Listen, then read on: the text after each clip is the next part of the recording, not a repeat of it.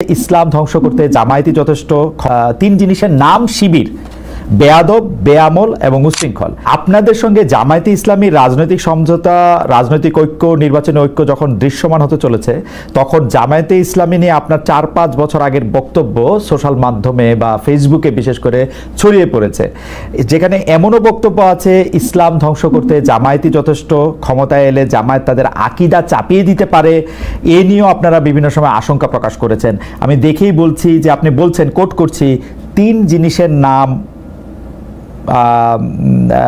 জিনিস অর্থাৎ শিবির, বেয়াদব, তিন জিনিসের নাম শিবির, বেয়াদব, বেআমল এবং উশৃঙ্খল। এই তিন জিনিসের সমন্বয়ে শিবির হয়। এখন সমঝোতার স্বার্থে আপনারা এই ধরনের পুরনো বক্তব্যগুলিকে প্রত্যাহার করে নেবেন? আসলে জামায়াতে ইসলামের সাথে আপনাদের রাজনীতিটা কোন সুতায় গাঁথা হচ্ছে? জনাব মুফতি সৈয়দ ফজলুল করিম। আলহামদুলিল্লাহ, অশেষ ধন্যবাদ, শুকরিয়া জ্ঞাপন করছি। প্রথমত আমাকে কেউ বর্জন করার জন্য বলে নেই যে আপনি এটা বর্জন করেন। আমার মেসেজ এরকম আমার কাছে আসে না। তারপরে যে প্রশ্ন করেছেন যে আমাদের বক্তব্য জামাতের ব্যাপারে, সেই ব্যাপারে এখনো আমরা যে অবস্থানে আছি না প্রত্যাখ্যান করছি, রোজাত করছি। দেখেন, জামাতও আমাদের ব্যাপারে অনেক বক্তব্য দিয়েছে। আহলে দেওবন্দের ব্যাপারে, আহলুস সুন্নাত ওয়াল জামাতের ব্যাপারে জামাতের অনেক বক্তব্য আছে। তাসাউফের ব্যাপারে জামাতের বক্তব্য আছে। জামাত সেই বক্তব্য থেকে এক তিল পরিমাণ পিছপা হয়নি।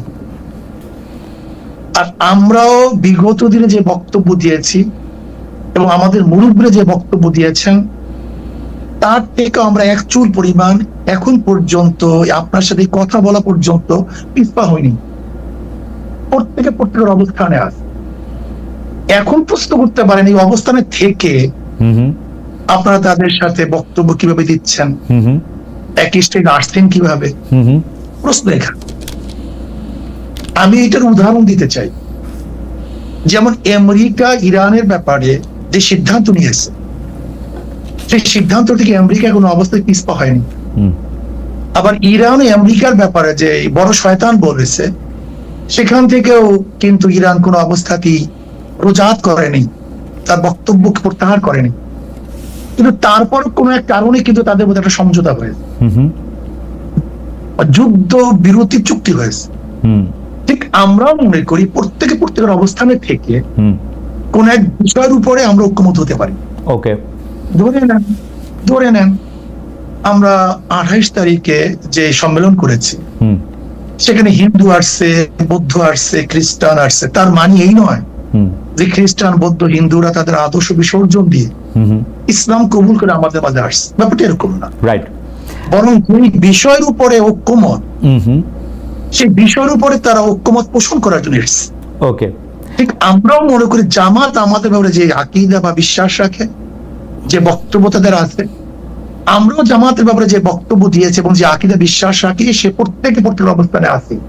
ওকে, বাকি আগামী বাংলাদেশকে গড়ার জন্য, এই জাতিকে বাঁচাবার জন্য, ইসলাম দেশ মানবতা রক্ষার জন্য আমরা শুধু জামাত না, আমাদের ঘোষণা ছিল ইসলাম দেশ মানবতা। এই মূল তিন ভিত্তিতে যদি বামপন্থীরাও কেউ জোট করে, অ্যালায়েন্স করে, নির্বাচনের সমঝোতা করে, আমরা তাদের সাথে করতে রাখবো। ওকে, এটি পরিষ্কার। অর্থাৎ মানে আপনি খুব চমৎকার করে বলেছেন যে অর্থাৎ আমেরিকা এবং ইরান যেরকম মত ভিন্নতা থাকা সত্ত্বেও তাদের মধ্যেকার আলাপ আলোচনা এবং সমঝোতা চলছে, সেমনিভাবে ইসলামী আন্দোলন এবং জামাতে ইসলামী আলোচনায় বসছে বা তাদের পরবর্তী রাজনৈতিক কার্যক্রম এগিয়ে নিচ্ছে। কিন্তু আপনাদের ডিফারেন্সটা ঠিকই আছে, এর থেকে এক চুলো আপনারা সরে আসেন নাই। তারাও মনে নেই, আমরাও। ওকে।